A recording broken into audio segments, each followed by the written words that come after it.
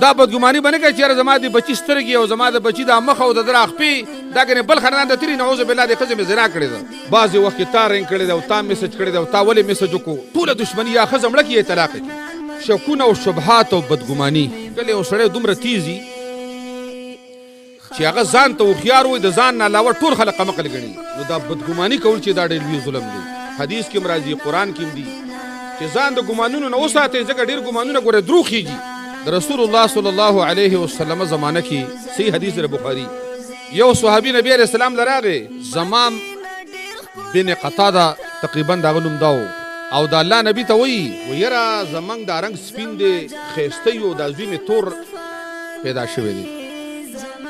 د ازوی می تور رنگ دی د دې خبره اظهار د الله نبی ته داو چې کنه د خزم خیانت کړي دا بچي د بل چا نه پیدا شوی دی رسول الله صلی الله علیه وسلم او تو فرمایل تاسو خوان شته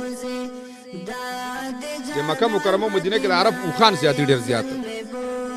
ویلاو زمونږ خوان شته دي ول څنګه رنگ دي هغه عربي او توي وې زمونږ د خوان رنگ سور دی نو د الله نبی او تو فرمایل چې خړ رنگ به کېشته کې نشته خاور ولا خړ رنگ ته مونږ وای هغه یو خړ به کېشته نو د الله نبی او ته وځي استاد او خان ستر دي د خړ لکم طرف راغی دا خړ په کیسه پیدا شو دا د الله د نبی د کمال خبرې دا د کمال خبرو دی په یکاو ناغول کې دي شي په دې وخانو کې چې ته بر نسب کې چې ته خړ رنگ یو په کې پادې شوی په دې نسب کې ده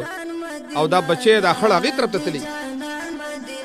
نو محمد رسول الله صلی الله علیه وسلم فرمایل چې تعالی دا بچي الله تور درکړې دی کې دي شي ستاسو په